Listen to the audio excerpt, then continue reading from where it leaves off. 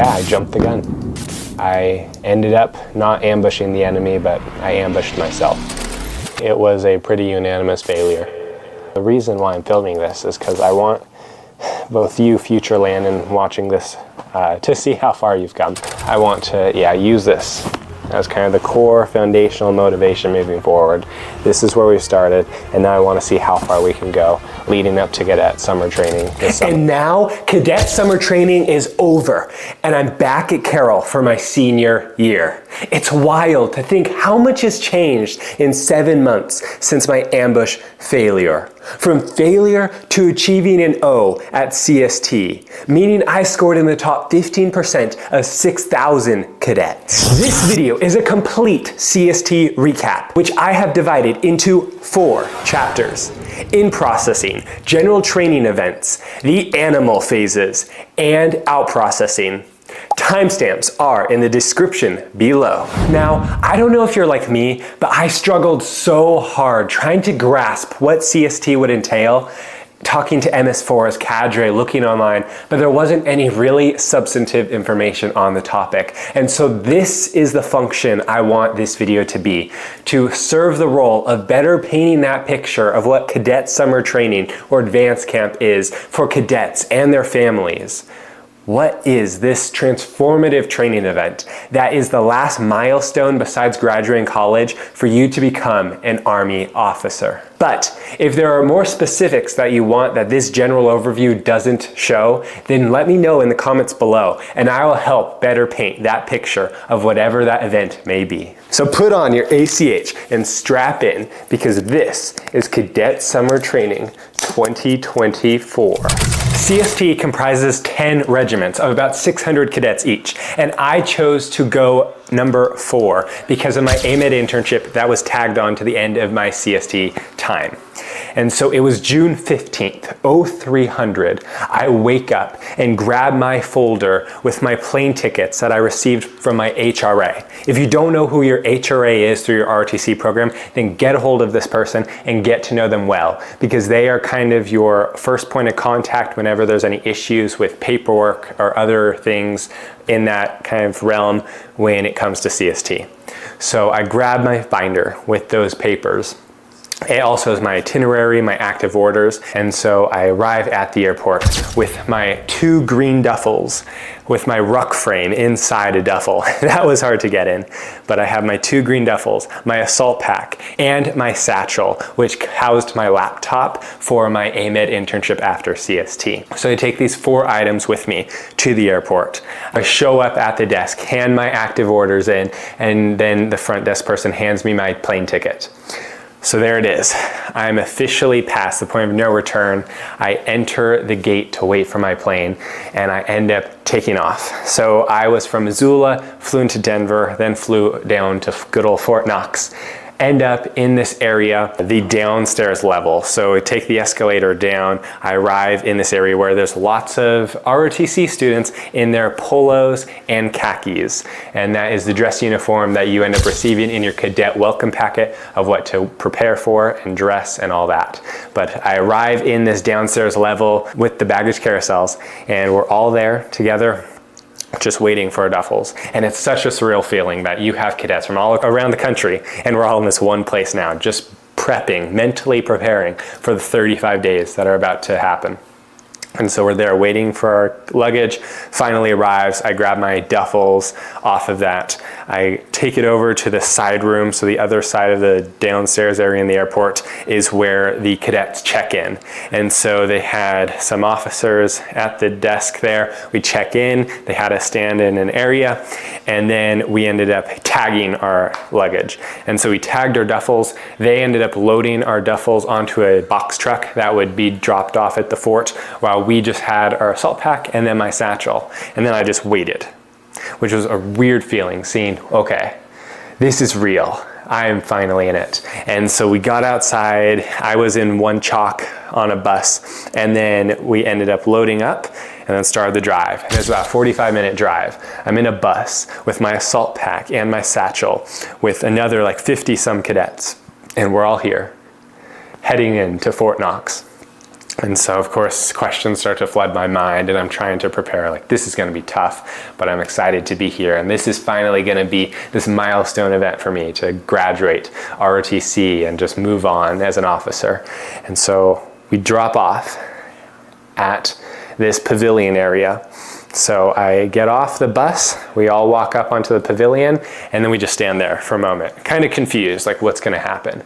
And so I ended up walking up. They gave us a quick brief on what the stations were under the pavilion, and I walk up to a table, tell my name, maybe hand a few papers, and then I ended up receiving this piece of paper. And so I received this paper, and on it says 4/B/3/4. And little did I know at this time, but these 4 letters or numbers ended up determining my outcome of CST. And this is where it's most individualized and where experiences drastically vary, is because of the people you are with. And so I say 3 things worked out so much in my favor that I will be eternally grateful for. The weather, my TC, Cadre, and my platoon.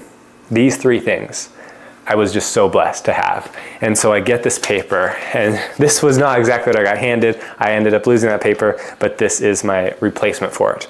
And so I end up getting in one line for my Bravo company. Bravo Company, 3rd Platoon, has this area in the pavilion where I do a gear layout. So the box trucks arrive, I grab my duffels, a major ends up walking up, and he starts reading out the items that we should have. We all show it to whoever was the cadre for our platoon, and then he wrote down deficiencies and then sent them up to CIF. And so CIF is where we ended up having to draw equipment. You don't want to draw equipment from there, but you most likely will inevitably have to. And they end up making you clean it much more thoroughly than even when you got it.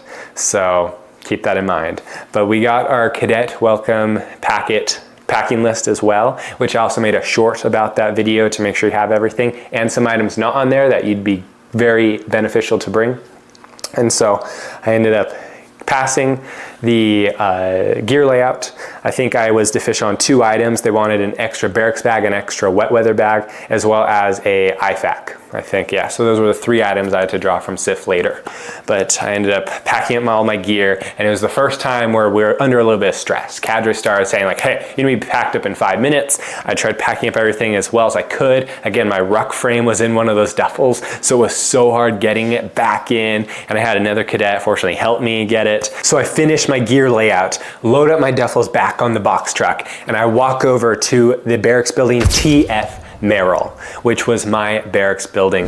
And it's a good time now to show the 35-day schedule I received on what I was actually going to be tested on and what I knew to prepare for. So I arrived on day T1, which was just the travel, reception, and all that stuff. I ended up arriving about 1500 in the afternoon, finished that gear layout. That didn't take long. So I had the rest of the evening pretty much free, but there were some items that were done. So I ended up getting in Bravo Company's formation.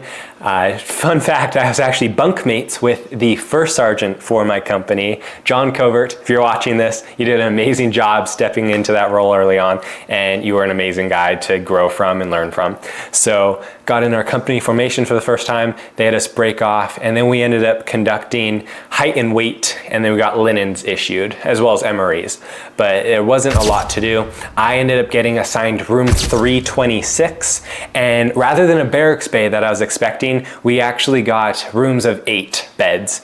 Moving on to day 2 out of 5 of in processing. On this schedule, there was a fire drill, but stay tuned because that didn't end up happening for another couple days. But we ended up waking up at a semi-reasonable time for a full day of briefs. And so we ended up getting to our company formation in the morning, and about 4 or 5 blocks away is this building called the Olive Theater, and that is where we ended up conducting all of our company or regiment type briefs, which was, yeah, marching back and forth and back and forth. And so this is where DNC reading TC 3-21.5 is so beneficial to know as a cadet in ROTC, because officers won't be leading drill in the big Army. At least they shouldn't. But in ROTC, it's very good to know your DNC. Some programs do it well, others don't. But at CST, you can be assigned the first sergeant role, meaning you will be leading the cadences back and forth and back and forth and back and forth, day in and day out for that in-processing period in Garrison. And so we ended up, marching over to the Olive Theater.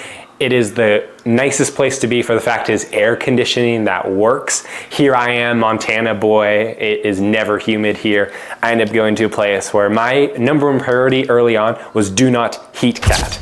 I was hydrating as much as I could while trying to maintain my salt intake too. And I fortunately did not heat cat. But if you're someone from a cooler, more temperate climate like me, then it's something to prepare for in lieu of Fort Knox having such crazy heat and humidity. But we have this full day of briefs. Some people ended up saying after it all ended that in-processing and out-processing were the most mentally grueling periods of the entire CST experience, in contrast to the actual field events and animal phases, which I found kind of surprising, but I guess I am able to just manage and focus and stay awake in those kind of climates. But if you are someone who finds yourself a little bit more restless, you may end up finding the in-processing and out-processing periods the most painful. And that continued for the rest of the in-processing period, where we would end up having our folders with all of our paperwork, marching somewhere, sitting in one area in the hot sun or under some tents that were still hotter but not in direct heat for 3 hours, waiting for a 5-second, here's my paper, here's my paper, here's my paper, different people. They're like, you're good, you're good, you're good. And then you end up going back out in the heat and sun to wait for your platoon to finish. And then we would then march somewhere else or back to the barracks. And so that was kind of the in-processing just monotony of getting through the paperwork, getting through the briefs, a lot of safety briefs, a lot of just introductions to how to work as a group of 600 strangers, how to be safe, be smart, and be in the Army. So that was day 2 of in-processing. Day 3. I wake up at 0500 and have my first DFAC experience, the dining facilities in Garrison. And so I wrote down what I actually ate. So I had egg muchachas, grits with rice, breakfast steak, and a blueberry bagel with, and here's the kicker, the first ice water I had in 3 days. Water was liquid gold at that point. And so with your canteens or Camelback, they'd have us fill up our water at these faucets outside the barracks, which were in the sunlight and were not cool ever. So that was something I had to get used to. But again, staying hydrated is gonna be our big goal the first days of acclimating. And it was another full day of briefs. And then after another full day of briefs, dinner at the DFAC was surprisingly good. I got like meat and gravy, mac and cheese, a green apple, spring rolls. And so I, being my first day at the DFAC ever, was pleasantly surprised. Here I thought we were eating only MREs or pretty poor dining type food, but I was glad they were trying to keep us nutritionally healthy, because we'd be less nutritionally healthy moving forward and having a lot of energy expenditure in the heat. And then after the DFAC dinner, we marched back to TF Merrill, where the Lieutenant Colonel, our regimental commander, gave us these 3 points to think about for the remainder of CST. 1, be a good human. 2, do your job. And 3, communicate. So yes, those are 3 points she reiterated for the rest of camp. But that was the summation of day 3. Day 4 was arguably the most significant day of the entirety of CST for the mere fact that it contained an event that you would be sent home for. The Army Combat Fitness Test. So my company ended up waking up at 0530 to march over to another pavilion where they had the turf for the inside events and then also a track that was a mile, so we ran it twice. And it was already about 8 a.m., if not later, before we started conducting our ACFT. And so I was unfortunate enough to already work out in 80-degree weather.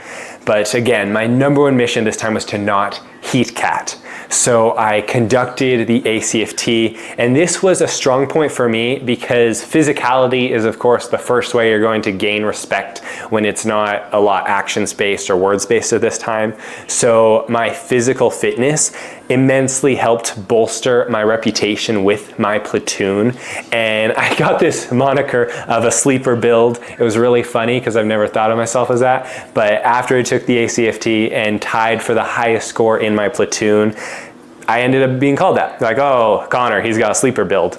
And here I go into CST with my nerd glasses, kind of my polo. I already have this different image about me than usual. And so I thought it was funny. But the ACFT, if your program doesn't adequately prepare you for those 6 events, I highly recommend lift on yourself, do things like that. Don't be cocky on the deadlift, because there was someone who's maxed the deadlift before in my platoon, but he failed the first time. And rather than doing the smart thing and moving down in weight, he attempted again at the same weight and was sent home. Losing those 2 cadets really put into perspective the gravity of this situation. Like, you could be sent home. This is not just a guarantee you're gonna pass place. And so I was both extremely relieved and also a little more apprehensive about upcoming events, because now I had physically seen one cadet who was in my room of 8 pack his bags and leave. And some people were able to recycle, meaning that since we were in 4th Reg, they could come back in a later regiment and join theirs in another attempt to pass. But I heard rumors that some didn't say they could recycle and they'd have to come back next year. So that would have been awful. And I, again, am very gracious that I was able to pass the CFT, I was able to pass everything else and not have that misfortune. But after the ACFT, we move over to medical, where again, we're just waiting around for a long time until we turn in a few papers. They confirm that we have our shots, ones that we don't have. They end up giving us those immunizations. They end up taking our blood, and then we finally leave, march back to the barracks after they drop us off on buses. So there's these pickup points. And so our pickup point was between the barracks and Olive Theater. And so every time we had to go on a bus to somewhere, we would march over to the bus drop area, and then we'd all load up on the bus and then go back. They'd drop us off at that march point, and then we would march back to the barracks. And that got a pretty frequent cycle through the rest of Garrison training. But at that same time, we developed our platoon motto, which there was this guy, Manga, in my squad. So I was 4th squad, weapon squad, hooah, and we were goated. Like, I'm not gonna be humble in that, but our squad was the best squad. And sure, I'm biased, but I think our scores and our abilities all proved it throughout camp. And so these people, just absolute studs. And Manga, he is from Samoa. And so I love his rich Samoan culture he brought into the platoon with our motto he made up, which was Boom Ba Isa. And so every time that our PSG would have us move to the position of attention, we would say that. He was the soul of our platoon. Compared to some of the others that ended up starting breaking apart and building up tension and having a lot of just internal animosity towards each other, I would say our platoon remained the most cohesive and honestly just the most childish in a mature way. That was really a unique dynamic. Largely in part because of Manga and some of the others that were just this vibrant, refreshing air in the rain and miserable nature of CST. But all in all, we ended up having the different personality types, which complemented each other. And that's something that's completely dependent on who you end up getting with. So I would say make the best of it and really utilize each other's strengths and weaknesses, because that is how you will be an effective cadre respecting group. My one piece of advice to you during Garrison is to get to know your platoon well. And so the females and males are on segregated wings, but getting to know everyone as well as you can is vital to you functioning as a just cohesive group, and also getting to know you will be graded by your peers as part of your OML grade, and then with the cadet grading survey or whatever paper they call it. But it's something that I probably didn't stress enough. I was told multiple times to do, but being more introverted and kind of reserved, it took a while for me to start breaking through those hindrances when I was graded, I believe, 7th out of 9th on my initial squad grading. And so it helps just people able to trust you better. And then when they trust you, then you're able to be delegated tasks more, and then everything just builds off of that to have that better CST experience, and then end up ranking higher, which is again the #1 goal, to place in that top 15% at CST to help best set you up for the branch you most want during the sessions. Remember that fire drill I mentioned for day 2? Well, it's now day 5, and that's when it occurred. 03:20, my bed is right against the wall with the fire alarm. I am absolutely startled when it starts going off. I wake up, run, get all my PT uniform on, we run outside, and then stand out there for what felt like an hour before we began urinalysis. And so with that time, we ended up going through the process of passing, and then again, this is one of the only other instances where you'll be sent home from CST if you end up testing positive for that urinalysis test. But finish that at about 0500, then are given a few hours to sleep after breakfast, and then we went to CIF. So we got our gear draw, everything we needed. Again, I had 3 items I had issued to me, went back to our barracks, and then got issued our M4s. So we marched out to the armory, got our M4s, and for the rest of CST until out processing, this baby was an extension of my person. Everywhere we went, except for, I'll mention church, we ended up having our M4s with us. So I have my M4 issued. It was really funny because they were not clean taking them out. And of course, when we returned them back in, they wanted them clean. But one of the machine guns had twigs and leaves in it still. So it's pretty funny knowing what you get issued, but making sure you have a weapons cleaning kit, extra cloths, CLP, or any of that weapon cleaning items are very beneficial to helping your equipment function well, because you can't rely on them giving you, well, maintained and functioning equipment. After being issued M4s, and yes, they did have slings, we marched back to TF Merrill, where our in-processing cadre left and our regimental cadre, 5 members, entered. And so these were the people who'd be grading us until we completed the animal phases. So it was vital and really changed your CST experience depending on which cadre you ended up getting. And I was, again, extremely blessed to have cadre who were phenomenal. Captain Lou and Captain Pyle, a logistics and MP, were both very well grounded, very humble, and also very high achievers, expecting a lot. And so their personalities definitely complemented mine well, and we didn't have anyone too extreme. And Captain Lou was Ranger tabbed. So again, he had the infantry experience that was needed from a cadre member who'd be grading us for infantry type tactics and leadership.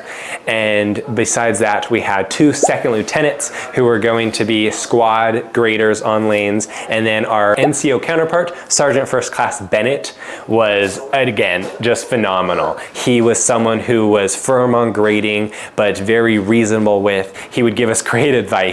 And he was overall just a really fun NCO. And so the 5 cadre that my platoon ended up receiving, you could tell when we met them and we did our introductions with them, you felt the whole platoon just ease a little bit, because we all knew that these were cadre who were going to build us into be better officers, but at the same time not be too extreme on one end of the spectrum where they were going to make us dread every single day we were there. It was at this time that we were also having to choose our battle company name, and that was the Battle Dogs.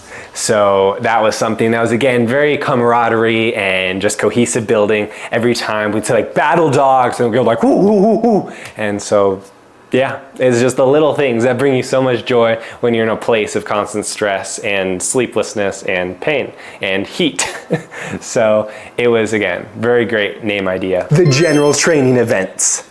Days 6 through 8 were using the M4s we were issued with tables 1 through 6. So day 6 ended up including the PMI instruction in another pavilion, going through all the basic marksmanship instruction and handling that you could need. And then the EST, and then moving on to day 7 was grouping and zeroing. And then day 8 was going to be tables 5 and 6, as well as table 4 in the morning, but those tables with all the actual qual range events. Now, a fun fact, as a hunter and Montanan, it was always something that dug me a little that I had not qualified yet on any range day I have performed yet in ROTC. So you could say I was a little bit more than just anxious going into the EST, zeroing, and qual range. But the EST set me off on a good mood and confidence level when I ended up, after failing with only 16 hits, I shot 28. My first time ever passing and qualing on the EST, when I did some minor adjustments but were really instrumental in that I actually would pull back from placing my nose on the charging handle like I was told to keep kind of consistency throughout. Ended up moving back, so then the actual iron sight was a little bit smaller of a sight picture. And then I also changed my actual finger trigger pull from my pointer finger farther in, so I had a little bit more security there, a little less of a jerking motion, and then also changing my bump stock a little bit farther back. They usually use you test with your kind of workshop area, but mine was a little different. I adjusted accordingly. But those three things, and then maybe breathing as well, and just positioning in general, helped me go from a 16 to a 28. And a lot of it, I think I chalk up to just my sight picture. My sight picture is pretty large, having my nose up on the charging handle. So moving back and just getting a good cheek weld was really helpful. And so I ended up passing EST on the second time. I was still in the race for a condo at this time.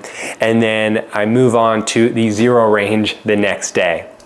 And so the zero range starts out awful. All my confidence from hitting 28 on the EST immediately evaporated when I ended up shooting my first qual, my first zero shots at 25 meters, and don't even hit the board. They ask you how you are, you just have to say that you're fine when you're not really fine, but you just can't get into it because they would never. Now, this is a guy who has never not hit the board at zeroing, and here I am. I don't even know how to make adjustments because I'm not on the board. And so after doing that 3 times, my captain comes over and fires my M4 to see if he can get on the board. He didn't. And again, he's Ranger tabbed. So at this point, I was like, something is probably wrong here.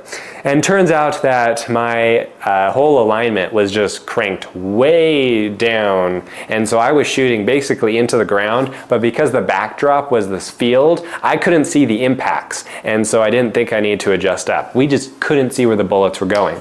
So that was really tough for me to overcome on day 7 because I spent the whole day at the zero range just trying to get my M4 at the baseline functioning level where I could make adjustments off of. And so I was one of the last cadets in my entire company on the zero range. Yeah. So let's say I got to shoot a lot of brass. It was an overall fun day in probably like 94-degree striking heat and humidity, laying out there in the open on the zero range. But besides that, I took what I learned from that day and as well as the EST and applied it to my day 8 qual range. After the zero range, it was our first night out in the field. So we had our rucksacks packed for this day because we would be marching about a mile over to the qual range, which is where we would set up kind of modified patrol bases for the night, where we ended up setting up and didn't have to pull fire guard, fortunately, but just got to sleep out under the good old Kentucky skies. And it was actually my first time really experiencing fireflies, which was so cool. After, if you've seen my surf video, I did research on firefly luciferase, and now I came full circle and was watching the live organisms flying all around. And I would say the forests are a cacophony of sound. It was never quiet, with frogs or whatever was out there making tons of noise, and then the fireflies just streaking across the sky. It was a very unusual experience, but something that I did grow accustomed to. And the nights never getting colder than 72 was, I'd say, a very odd experience. And so I did not bring out my 3 sleeping system layers. I brought out 2, and for most nights only slept in my bivvy cover. But that was the first night out in the field preparing for the qual range. So the qual range, tables 4, 5, and 6 on day 8 was where we woke up at 0500, ended up getting hot chow, which was very pleasant. They had us line up in rows, and we ended up getting hot chow pretty frequently in the field. So something other than the old MRE monotony, which was, I think, very cool. I think mandatory for all cadets. I don't think is very cadre dependent, but it might have been, which if so, I love my cadre for looking out for us with that. But we got out, had hot chow, moved over to the table 4 shots, and so you end up having to hit a certain number at 300 meters, 200 meters, and 100 meters. So I did that, failed the first time, and then again, just changed my sight picture, got my nose away from the charging handle more. I should have taken the lessons I learned from the EST early on and applied them more, but I applied them and then hit 12 out of 15. So I got a go on that table 4, and then moved into table 5, nearly qualled on the faster rotation of all the different staging positions. I hit 22, and then continued on to table 6, where I had a double feed malfunction, which was jammed, and I lost some time and bullets being able to fire.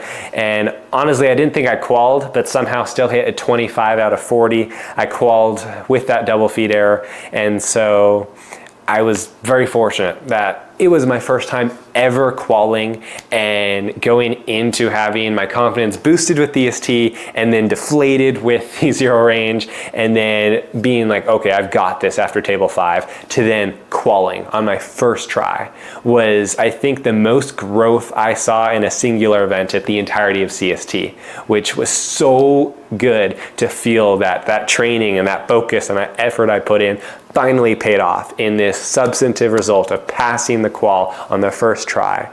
And so I was so relieved, but unfortunately I failed the Recondo standards because I would have had to hit, I think, 30 or 32 or higher to stay in the fight for Recondo. And so half of me was disappointed with missing out on that opportunity, but then the other half of me was just ecstatic that I finally qualled. After finishing the qual range, we left and marched back to the barracks, which was a couple miles away, and then I did laundry late at night. And this is one of the challenges that I had the MS4s tell me, but laundry is a nightmare. And don't leave your laundry because there's a good chance it will get taken or lost or moved somewhere you don't know, and so name it. On your barracks bag, you can wash your clothes in your barracks bag and have your name on your barracks bag. You can throw in a Tide Pod in there, or you can take it out and just watch your stuff. But there were 4 sets, so 2 washers and 2 dryers in one room, and then 2 washers and 2 dryers in another room. And so we only had 8 total machines for the entirety of my company on my floor. And so you could see that it was a logistical nightmare trying to do laundry. And so I was up till about midnight, if not later, with an 0400 wake up the next morning, just trying to get my laundry done. And so that was a repeated issue that I came across. And find a good battle buddy to do laundry with you, because then it helps save time for everyone, because you're doing laundry with someone else, and then you're both keeping each other accountable to go check on that laundry and make sure it's not taken, and then move it to the dryer. And then in a place where it's always like 90% humidity or higher, you learn real quick that your clothes just do not dry. So that was something that was really uncomfortable for me to get used to, just always feeling kind of sticky. Days 9 through 11 were the second chunk of training, all focused on land navigation, consistently battered into the heads of cadets since you first get into ROTC. So last year, fun fact, there was a massive land nav cheating scandal that completely rocked the integrity of CST at large. And so this year, you could tell they made changes. And so we felt very much belittled and kind of controlled because of the effects of last year's cheating scandal. And so land nav was actually, I'd probably say, my least favorite part of my entirety of CST, for the pure fact of how it was operated. But we arrive from the bus pickup at 0400, we get dropped off there, and it was my first experience in Tent City, as it's called. They have these $200,000 tents that are air conditioned that they put all of us cadets in the company for. And then we end up having a day of map reading and classes, partially taught by Cadre, partially taught by other cadets who are good at land nav, and then ended the first day with a map reading exam. And so I was very glad to see that I got great grades on that map reading exam. Day 10 holds a special place in my heart because it was my 21st birthday. And I know what you're thinking. Landon, there's no better place that you could spend for your 21st birthday than in Tent City doing land nav practice. And so you know what even more happened. I got assigned my first Garrison leadership spot, the platoon sergeant. And so it was a very pleasant, unpleasant birthday surprise where I ended up having to lead my platoon through marching cadences and all the logistics of that during the day of land nav practice. And keeping accountability after the night land nav is harder than you think, but that was kind of how that all worked. It was a very good developmental experience. Sergeant First Class Bennett gave me my first blue card, or SOAR cards as they're officially called. And so that is how you're graded for your leadership as a cadet. The ALRM model is something you should familiarize yourself with it. It's in, I believe, ADP 6-22, and this is going to be your basis for all your grades in ROTC. But he gives me my blue card. I earned my first P, and so I was very glad because he says he doesn't hand out E's for developmental SOAR cards, which Garrison training is. The animal phases, which I'll talk about later, are the ones that actually matter for your overall CST grade. But I was glad he gave me some good pointers as this NCO part, and so a role that we as officers aren't going to be doing, but it's still a very important role to know how to lead. And so my platoon didn't know it was my birthday until the very end of the day, and it was actually kind of fun. They actually sang happy birthday to me, and it was, yeah, a birthday surprise to say the least. But we completed land nav practice, which was analogous to the land nav actual exam, if not a little bit harder, because it was the same amount of points, same amount of time, same course. So everything was the same. It was just a practice to get to know and feel around the area better. So if you got all 8 out of 8 points, 5 a day and 3 at night, then you actually got to skip out on the practical exam the next day. And so I was very frustrated that I couldn't find 1 point on the practice that I ended up giving back and going back and then saying, okay, I don't get to sleep in the actual practical exam day like some people in my platoon did, but I had to go out and basically do the same course and same difficulty again. And so there's a lot of training you have to cover.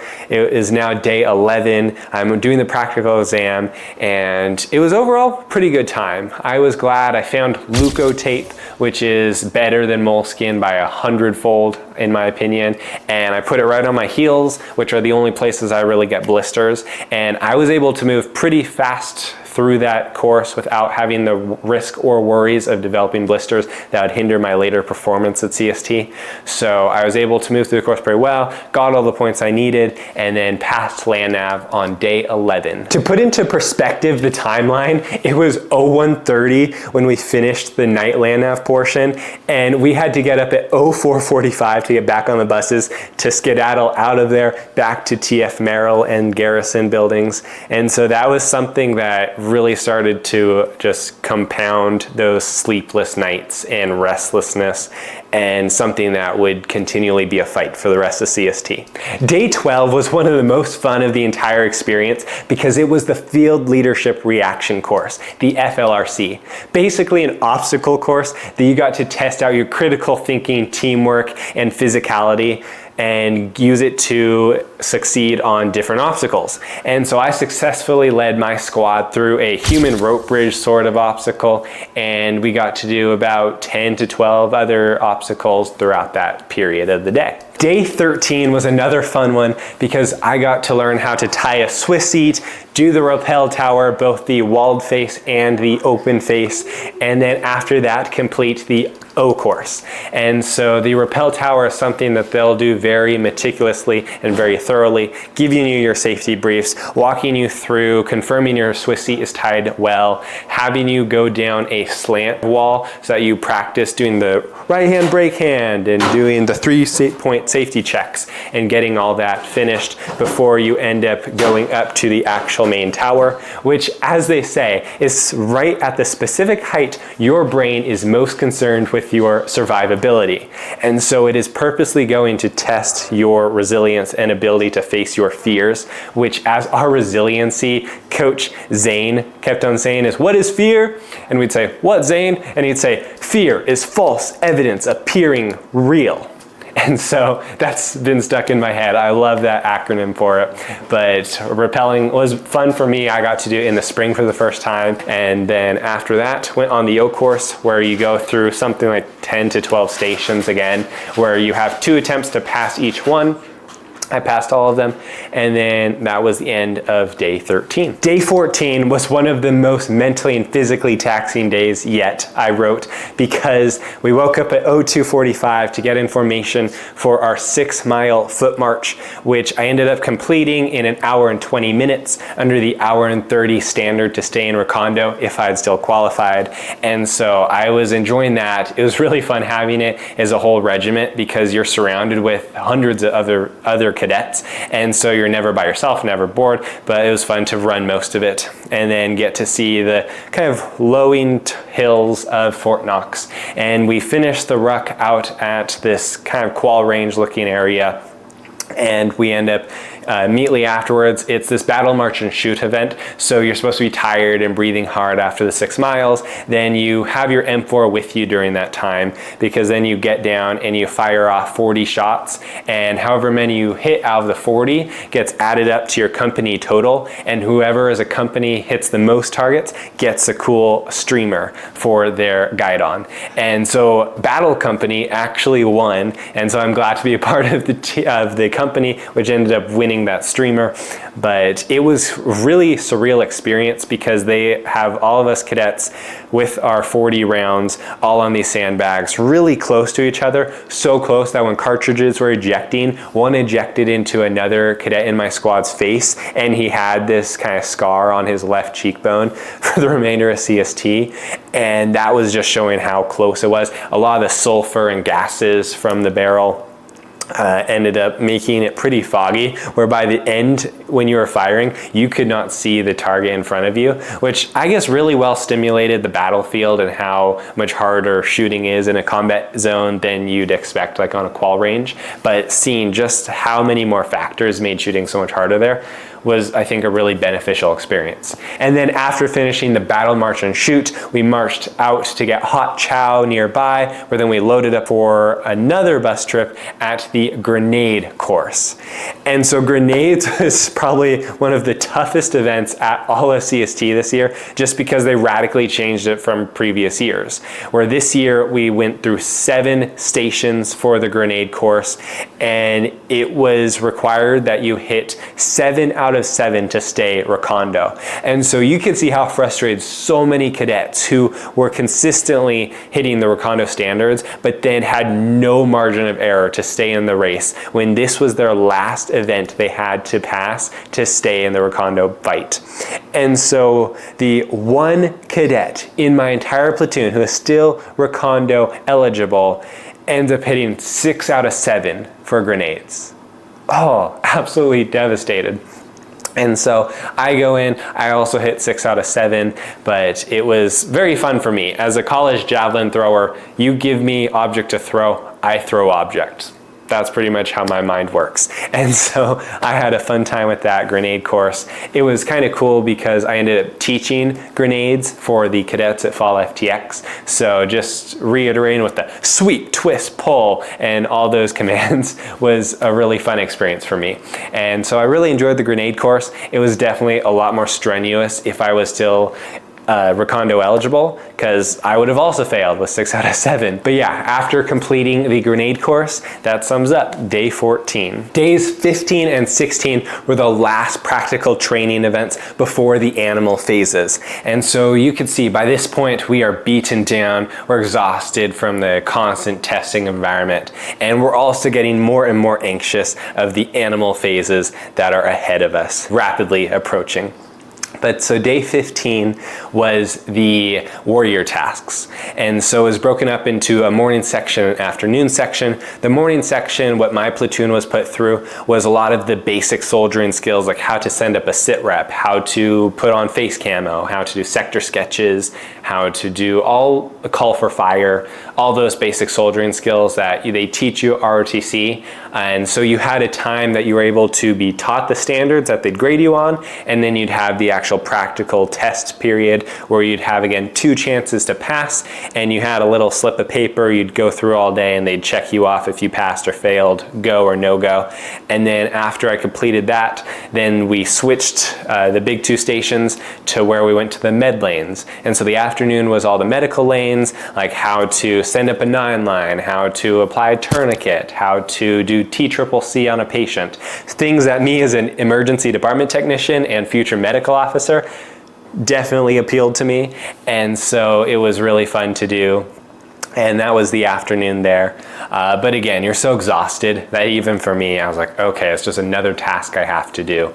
And so at this point at CST, the big thing is just trying to keep your morale high, keep yourself physically well, staying hydrated, and completely just bouncing off the energy of your platoon. When you have a platoon like mine where we just built each other up, it made things, again, so much more manageable, so much easier to just put effort into events when you knew that my brothers and sisters around me were going to be there supporting me and I was going to be there supporting them. And so that was the warrior skills days, which I was extremely glad I passed every event first try. And a piece of advice that I have for that is don't rush yourself to test. Some people were like, oh yeah, I'm confident. They go in and they test immediately, and then they fail on a little thing that was in the standard that they want to grade on. That was kind of excessive, but that's how stringent they were with grading. So I would sit back, I'd wait for some to test. I would ask questions that I probably already knew the answers to, but wanted to confirm. And then once I felt fully prepared, then I'd go test.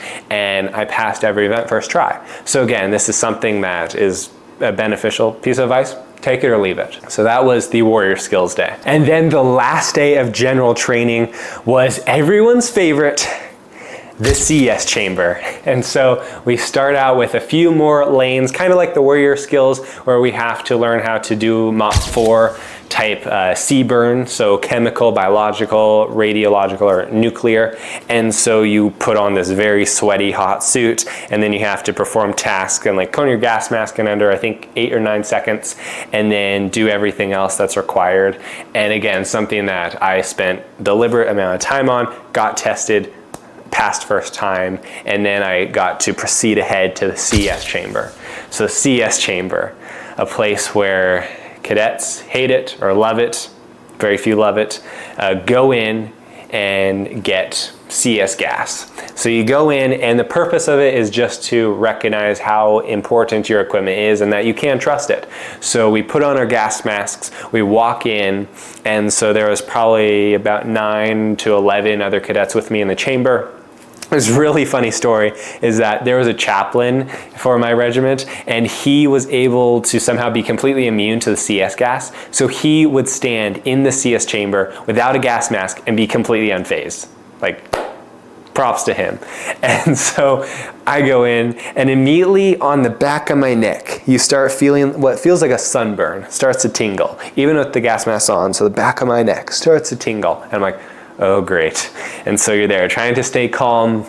The cadre are giving you instructions on what you're going to be doing, and then they say, okay, break your seal, and you have to lift up briefly, smell in, feel, you're like, oh yeah. And it's so hard to describe, but it either feels like you're smelling something extremely spicy if you've smelled that before, and then also like an internal sunburn at the same time. I wouldn't say there's sharp pain or you're like you can't breathe, but it just stings and burns. And so it's like caustic almost. So you break the seal, then we put it back down. They had us recompress, breathe in, breathe out, and then realize the gas mask is still working. And so then after that, then they're like, okay, now you're going to actually break your seal and lift up your mask. So we had to lift it up, hold it up above our head, and then they'd say, keep your eyes open, keep your eyes open. And here I am like trying to keep my eyes open, and it starts to sting, and then they have us sing Baby Shark. And so we go through Baby Shark while just trying to stay from, absolutely running out of there. And then once we're done singing like the third verse of it, we got to Daddy Shark or Mama Shark or something. Then we held on to the cadet in front of us and we sprinted out of that CS chamber once they opened the door. And then we all go and flap our arms and go in a big circle, trying to not look like absolute fools, even though we did, in front of the other cadets who already went through the chamber waiting for us outside. And here my nose is running, my eyes are running, and here I'm just flapping.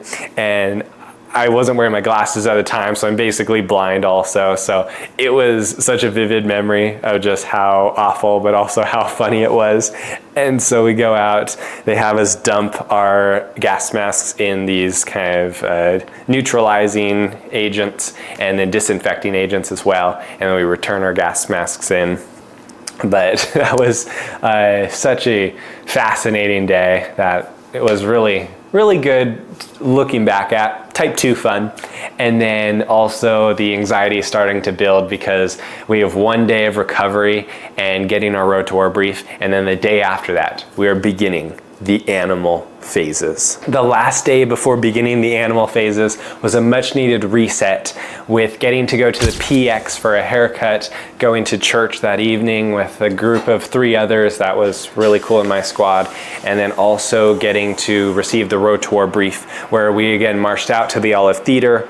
We're all there watching this cool video animation of against the Arianans, and we're helping support the Atropians, and we're helping push them back kind of southwest. And so it kind of put into perspective the game nature of this event and what they're trying to get us to realistically think about.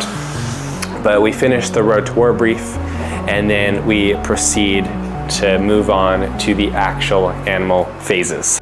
It gets crazy. Learn about the animal phases and remainder of CST here in part 2.